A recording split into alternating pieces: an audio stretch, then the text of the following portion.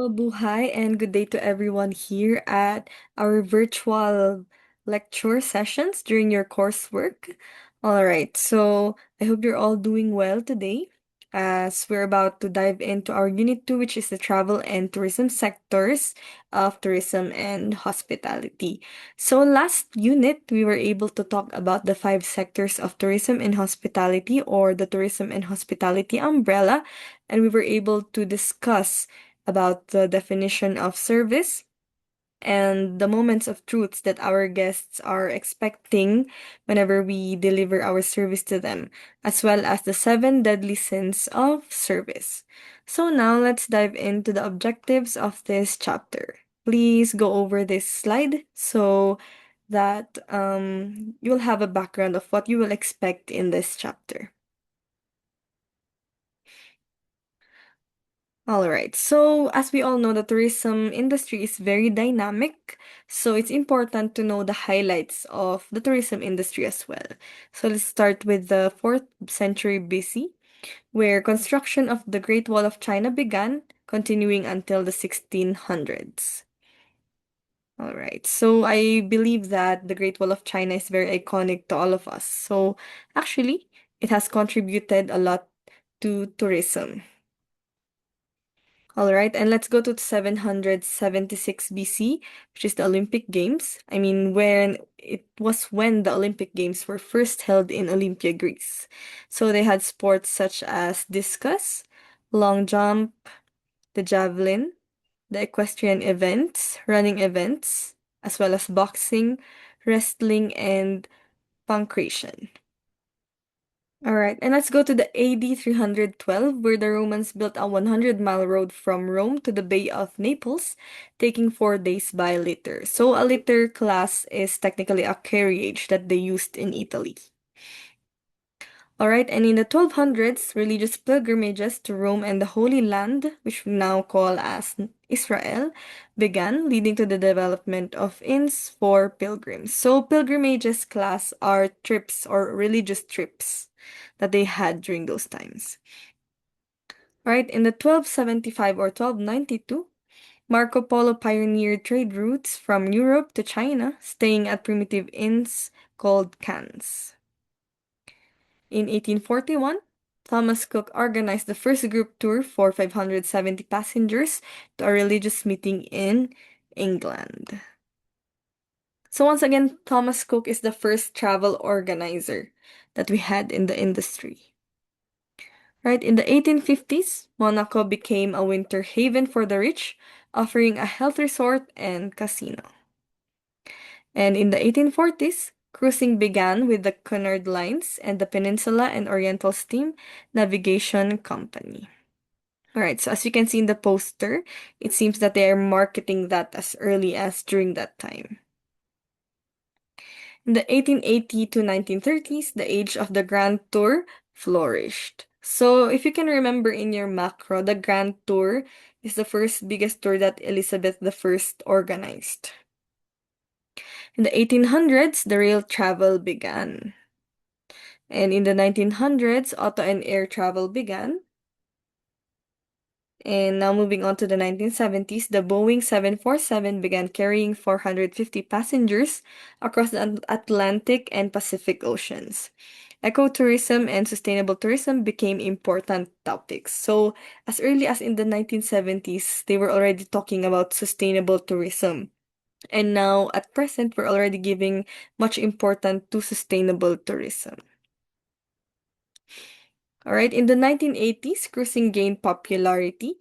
So, if you haven't been to a cruise, just like myself, maybe try to explore it in the future.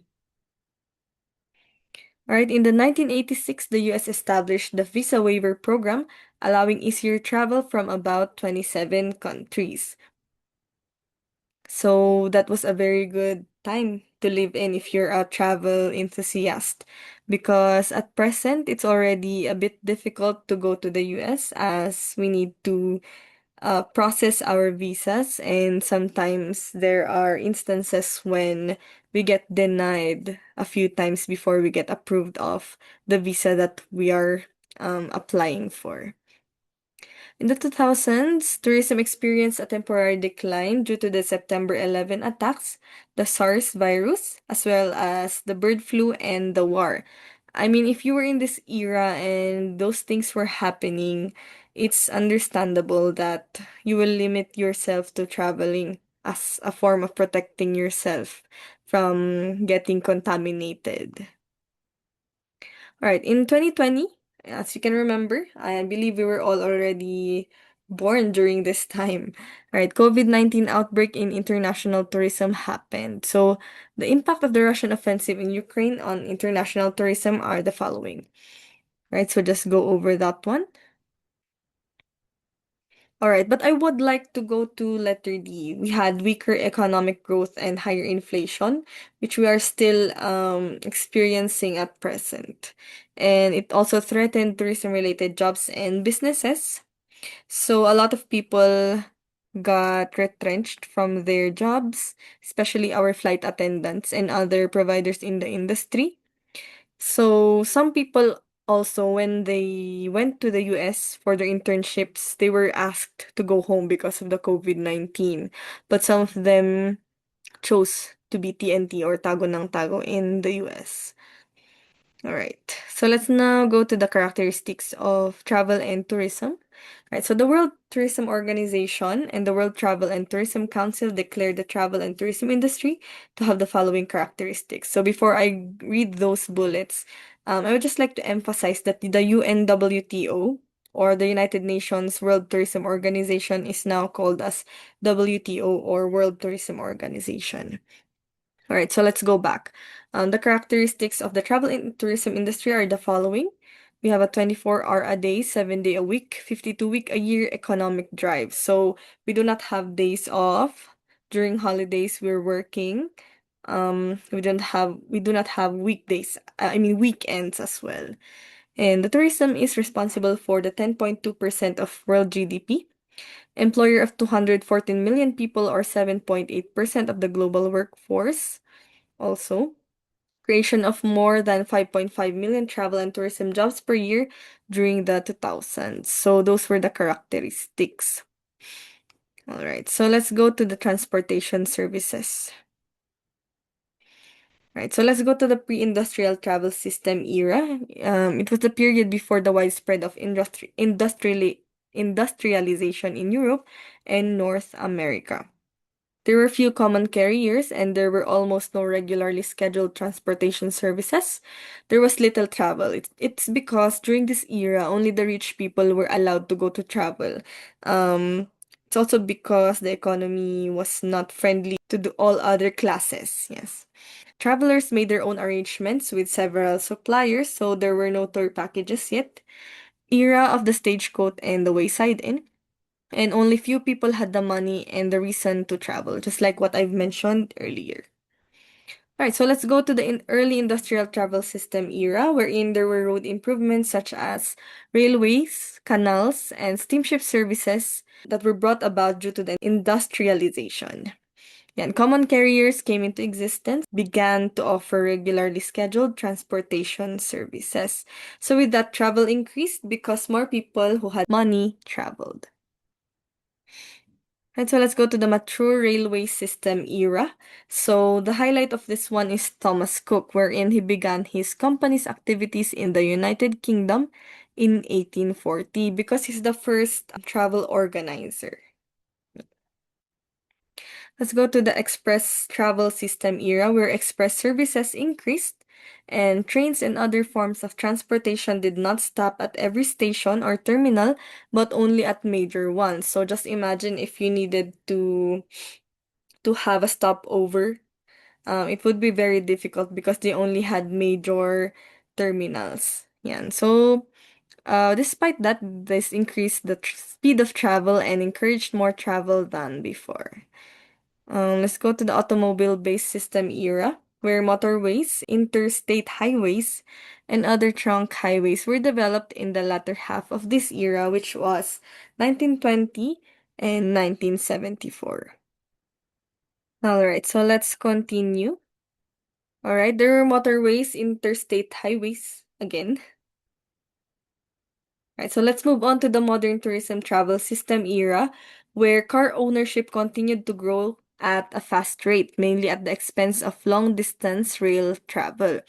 So people got bored with rail travel and they opted to buy their own cars instead. So I can relate that to the modern times as well, where people get tired of commuting. I mean, everyone's a commuter, um, technically, as long as you're riding a car or public transportation. But my point is, people get tired of using public utility vehicles. Instead, they wanted their own cars for their convenience. Right, so let's go back. Mass air travel was another post-World War II occurrence, and introduction of wide-bodied jets in 1970 greatly increased air travel. It's because more passengers are able to be accommodated by these wide-bodied jets. And the mass tourism philosophy and marketing approaches were prevalent.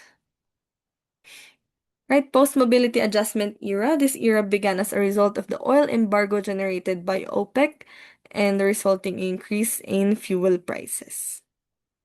All right, by the way, class, the meaning of OPEC is Organization of the Petroleum Exporting Countries. So they took care of the fuel prices as well.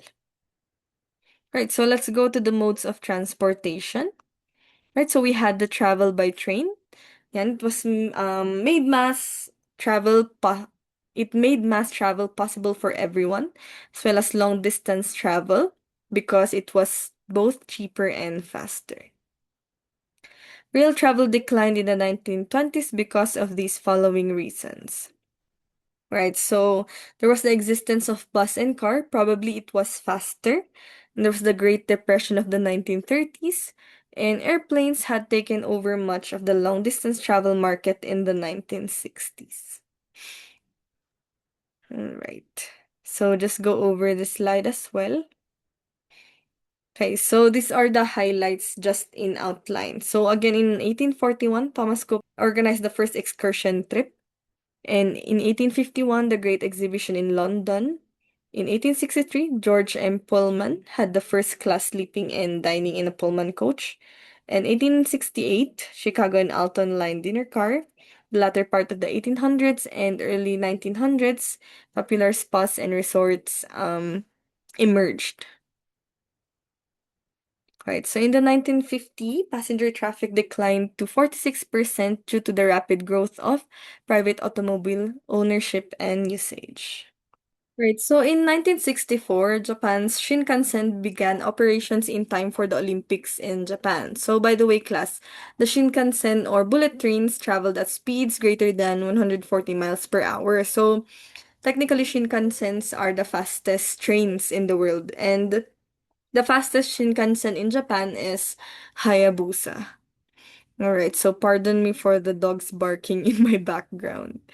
In October 1970, the Rail Passenger Service Act became a law. The law created the National Railroad Passenger Corporation, now known as Amtrak, which is the short for America and Track. So when I was in the US, I was able to use the Amtrak. So just go over this one. So let's go to 1977, where the Via Rail Canada was created. And here in France, the Tres Grande Vitesse travels at a speed of 175 miles per hour between Paris and Lyons and Paris and Marseilles. All right, and in Russia, the Trans-Siberian Railroad, which is the longest in the world, links outlying Siberian industrial regions and mining centers with European to Russia. Right, and did you know that we have the Ural Pass or the Ural Global Pass, which is the ultimate pass to discover Europe, and wherein you can visit 31 countries using the pass. All right, and we have also the travel by ship, wherein we have the cruises. We have the three types of cruises, which are your short cruises, which goes on a journey for 1 week or less. The intermediate long cruises lasts for 1 to 4 weeks, and then the long cruises 1 to 3 months. All right, so we have the Caribbean, which is the world's largest cruise destination, the Symphony of the Seas, which is the world's largest cruise ship, which has 18 decks, 22 restaurants, 24 pools, 2,759 cabins, and a park with over 20,000 tropical plants. So it really sounds very humongous. Right, we also have the travel by automobile. Then Carl Benz was the inventor of automobile. Right, so we have the recreational vehicle, which was an extension of the preference of the North America for the automobile. And ownership of RVs has increased since 1979. We have the car rentals as well. All right. So if you can see here, Avis was the biggest competitor of Hertz, which was founded in 1946. So ano nga ba yung Hertz? Yan, let's read the first bullet. The car rental industry began in 1918 when a Chicago Ford dealer started to rent second-hand Model Ts. In the 1924, the company was bought by John D. Hertz, the founder of the Yellow Cab Company. All right, and just a highlight, Florida was the birthplace of many new car rental companies. Right, we also have the travel by bus or the motor coach. What are the roles of a bus? It's to provide a regular schedule of intercity passenger transportation services. So, if you can see our buses nowadays, they post the schedules in their pages. Yes, our bus companies. And we also have the travel by air, which is now considered as the fastest means of transportation, especially to places that are far from your point of origin. So just imagine, I took a direct flight from the US to the Philippines when I was going home. And it took me just about 15 hours, if I remember correctly. So just imagine if we did not have travel by air, I would be crossing the Pacific Ocean probably for more than 100 days. Right, so just go over this ones as well. Right, so what's new in the travel industry? We have the autonomous vehicles, which are hands-free, fit-free driving. We actually have smart cars as well, or we have the self-driving cars nowadays. We have the next generation GPS devices, the high-speed rail networks, as well as the gyroscopic vehicles. So if you try to check for a photo of a gyroscopic vehicle, these are the vehicles that have stands that can be extended so they can skip the traffic. All right, so that's it for your chapter 2. So please stand by for your assessment. I'll be sending them in the Google Classroom as well. So if you have watched this video, please leave a comment in the comment section. Just type micro. Right, so thank you so much, class.